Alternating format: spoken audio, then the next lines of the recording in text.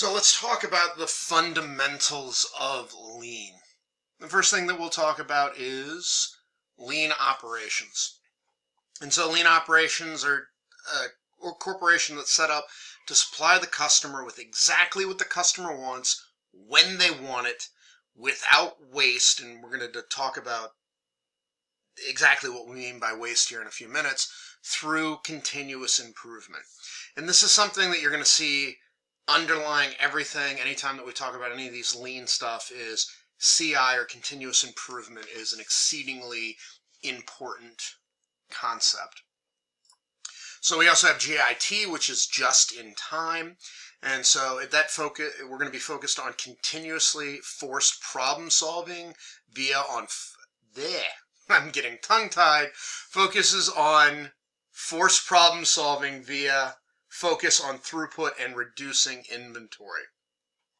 So basically a lot of the just-in-time stuff, as we talked about in the last chapter, you're only going to have enough inventory on hand to fulfill the orders that you have, and you'll be getting new inventory coming in just as you need it. And so the last thing that we're going to talk about is TPS, or the Toyota Production System, which emphasizes continuous improvement, respect for people, which is that employee empowerment thing. And if you've ever worked in a corporation or a business environment before, this is the reason why I use a lot of the Dilbert things, is you'll hear things like employee empowerment, and for a lot of companies it's a joke. In fact, a lot of this stuff ends up being a joke to the employees because the management doesn't actually enforce it. They like using the buzzwords. But when you get into companies, especially like Toyota, that really mean this stuff, it's amazing what it does for the work environment and how it changes things. And also TPS is a standard work practice in an assembly line environment because of the way things go, that you can really apply this stuff. And so good processes require that management addresses three issues that are fundamental in operations management.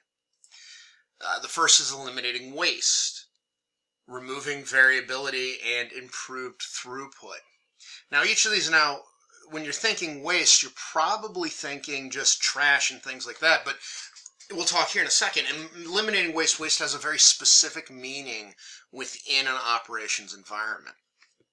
Variability is the way things change throughout. You have peaks of demand, you have valleys of demand of when you need things, how to average those out, and improving throughput is actually just building more things, getting more things out.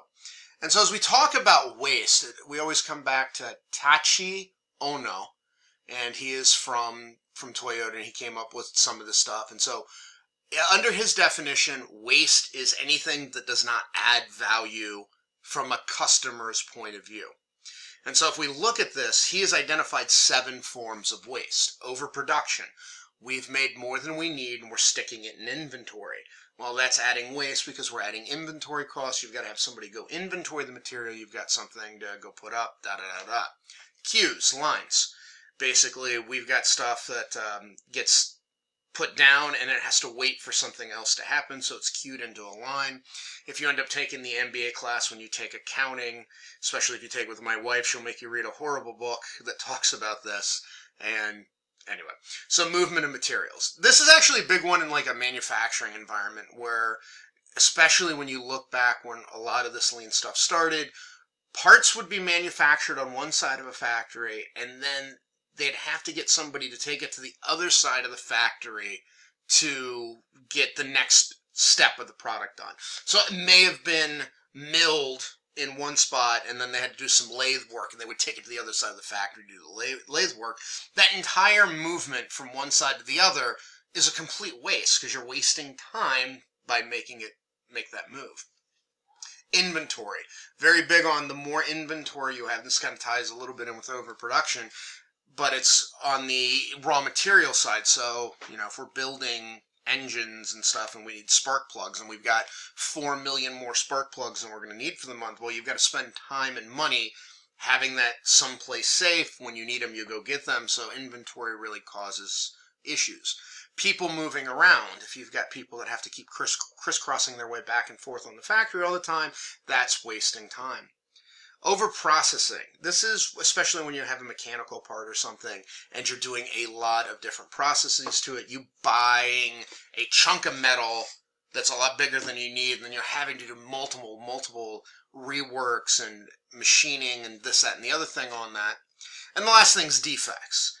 Things get screwed up as you're making things. You're going to have defects. We talked in the last chapter about, striving towards zero defects, even though that's a theoretical thing because you're never really going to have zero defects. But defects are considered a waste because what does it do? It wastes time making it. It wastes material making it. It wastes time and material making the new one. So eliminating waste really comes down to having a neat, orderly, and efficient workplace by means of reducing waste. And so you get into the 5S system.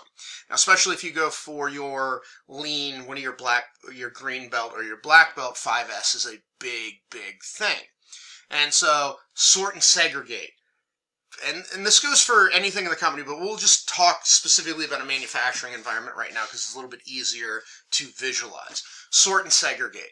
Remove any unneeded items. So if you've got an employee working there, you make sure that none of the parts that they are not using are going to be at that workstation, that they've only got the tools that they need for that item. Next one, simplify or straighten. So label and organize tools to reduce wasted motion. Typically, if you go into a manufacturing environment that does 5S, they'll have little outlines of where the tools go, and they're always in the same spot. Shine and sweep. So you're cleaning everything daily, you're removing clutter, because if you have a workspace and you're constantly just working at it and you never straighten it up at the end of the day, it's just going to get worse and worse and worse. I am sure that if you've got little brothers and sisters, you've seen this happen with their rooms.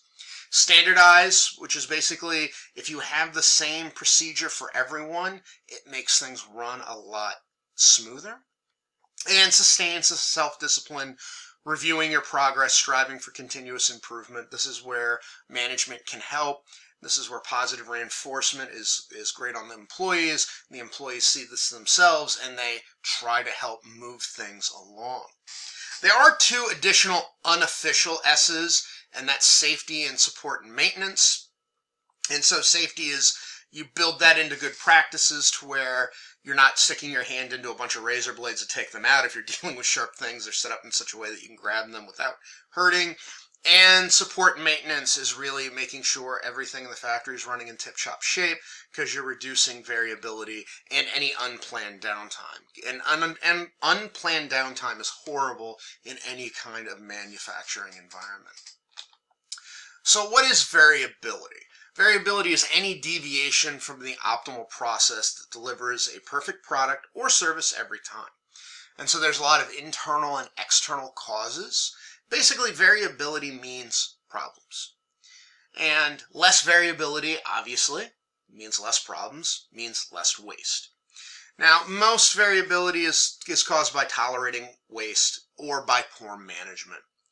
And so, we get poor processes that result in improper quantities, late or non-conforming units. Inadequate maintenance is another cause. Unknown and changing customer demands. If you remember in the first week I said, when you sit down in a meeting room and you need to always figure out what that main goal is, and if you don't, this can cause problems. This is another source of variabilities. Incomplete, inaccurate drawings, specifications, bills of materials. This all comes down to documentation. You have poor processes, and I already said that one, didn't I? I'm looking at my list and I just realized I doubled up my list. So these are all things that will cause variability, and you want to get away from that. And so another thing, operations management, you could come in, you take a look at this stuff, and you start identifying these things and figuring out how we can solve those within the company. So what is throughput? Throughput's the rate at which units move through a process. So a technique to increase throughput is called utilizing what's called a pull system. And so a pull system pulls a unit to where it is needed when it's needed, and that's the principle of just in time.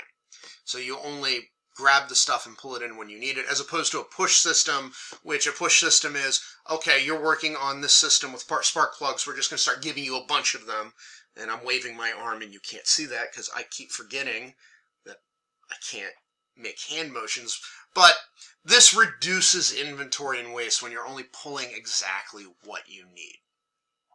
And so in the next talk, we'll talk a little bit about how lean and just-in-time can be a competitive advantage for your company.